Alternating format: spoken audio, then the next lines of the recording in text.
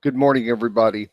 30 years ago, I visited some friends in Houston, Texas. They wanted to take me to this theme park called Astroworld. We paid our tickets and walked through the gate. As soon as we got inside the gate, we looked up, and there's this large banner that said Montrose Day. I had no idea what this meant, and I looked over at our friends who were deflated and somewhat depressed looking. They said, "This is not good." We had no idea it was Montrose Day. I asked what this meant.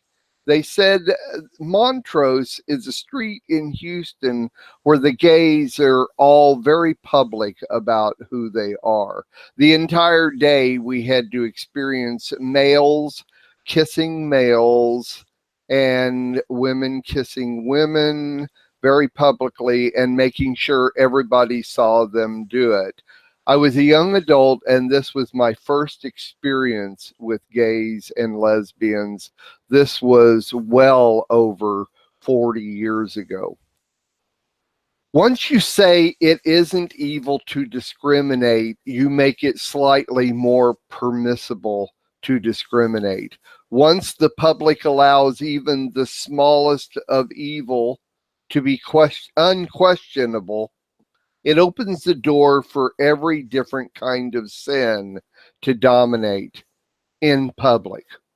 This is the real essence of the HR5 bill that is now in the Senate. Discrimination cannot be acceptable to a country who prides itself on human rights. Discrimination of a human being is unacceptable. Later, you will hear Rabbi James Byers and Rabbi Aviyah Byers discuss how our legislatures are seeking to add the HR5 Civil Rights Bill to two other civil rights bills from 1964 and 1968. Others will also mention these two civil rights bills. The HR5 bill doesn't even come close to adding up to either of those bills, which were great civil rights bills. The HR5 bill is wrong. 25 years ago, Avi Lipkin revealed the evils of Islam to my family and how the Islam religion is affecting and will affect our nation and each of us individually. It is my desire that after the conference today, you will go away with a better understanding of how the HR5 bill is affecting and will affect our nation and each of us individually. There are two words that are going to be used all day to describe this bill: gender and sex. The present definition of gender is either of the two sexes, male and female, especially when considered with reference to social and cultural differences rather than biological ones. The term is also used more broadly to denote a range of identities that do not correspond to established ideas of male and female, a condition that affects both people of both. Both genders. The word both is always understood as not more than two.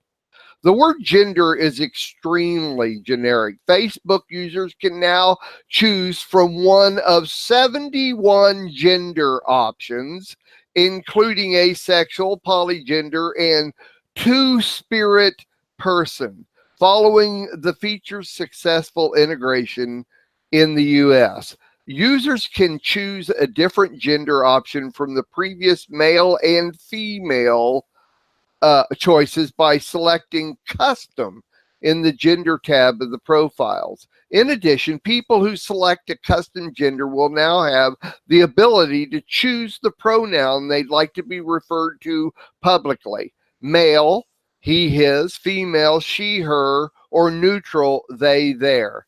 Now you can adopt a veritable cornucopia of sexual identities, starting with asexual, hermaphrodite, or intersex, and working your way up to gender variant, or is that gender deviant? Sorry, or pangender. Mind you, there is no biological or genetic marker for these various departures from the norm. It's all in he, his, she, her, or is it herm? It's all in your, their head, which makes the whole concept enormously subjective and fluid and allows you to slip into just about anything you want. The present definition of the word sex is, chiefly with reference to people, sexual activity, including sexually or specifically sexual intercourse. Either, listen to this one, either of the two main categories, male and female, into which humans and most other living things are divided on the basis of their reproductive functions. Nothing else. Sex in the Bible.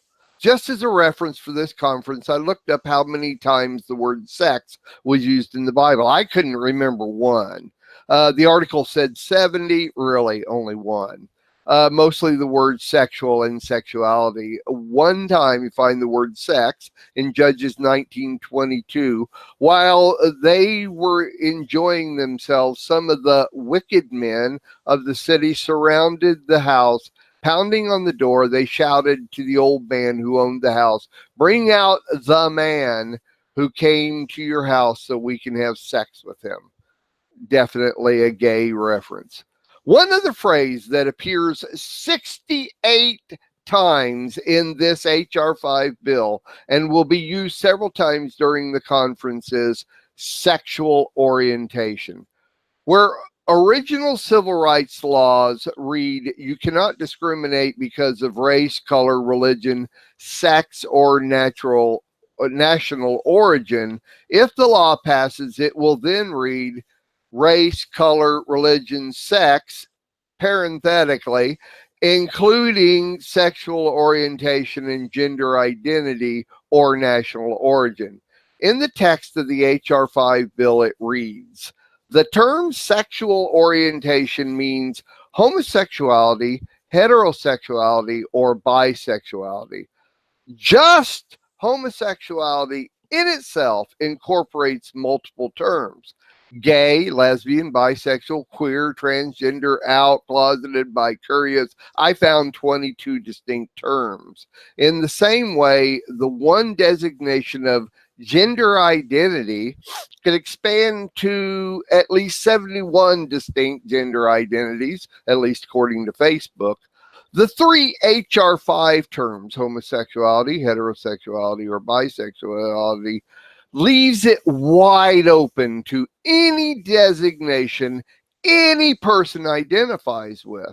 This means that sexual orientation will mean anything any individual wants it to mean, including pedophilia or bestiality. On May 5th, 2018, last year, a year ago, the University of Würzburg in Germany had held a conference with the theme of future societies. A medical researcher had this to say. According to current research, pedophilia is an unchangeable sexual orientation, just like, for example, heterosexuality. No one chooses to be a pedophile. No one can cease being one, quote unquote. So now we have medical professionals saying pedophiles are born that way. God made them that way. They can't stop being one no matter how hard they try. And if you've got a problem with that, your problem is not with the guy who wants to rape your kid, but with the God who made them that way. If the Equality Act were to become law, pedophiles would have special privileges and protections under a law that you and I would not have. And if you have a problem with that, you're the one that's going to jail. Churches could not prevent pedophiles from working with their children, and their youth groups. By the way, my wife and I were talking about this yesterday. As a matter of fact, you know that list that you can go to find out if there are pedophiles in your neighborhood? That will have to go away because that's discrimination. It will not be long before bestiality becomes a protected category. Prostitution will soon follow, as will incest and necrophilia. If these words offend you, try to explain them to your children at the dinner table when they ask you to define some new words they learned from their friends who are now using them freely at school. This is what the future holds if this law passes. If you want to keep our country from becoming the Disneyland of deviancy, it's time to bombard our congressmen with phone calls urging them to vote against the Equality Act. Why? Because in the future, it could become known as the Pedophilia Protection Act. A lot of this last part is from an article by Brian Fisher, and you can find most of my research on the HR5 bill by going to messianiclamradio.com. Click on HR5 at the top. It's all right there. All my research, the terms, everything's there. There's a verse, Deuteronomy 12:8, that I do not want to use out of context, but I will use the words in the verse to express what I believe the Lord is saying about what's happening with the people in America today. That is, don't do what you're doing here today. Everyone doing whatever is right in his own eyes. Today, you're going to hear opinions about the HR5 bill from many types of people. I cherish and respect the opinions of my peers. These are the people you will hear from today. Thank you very much.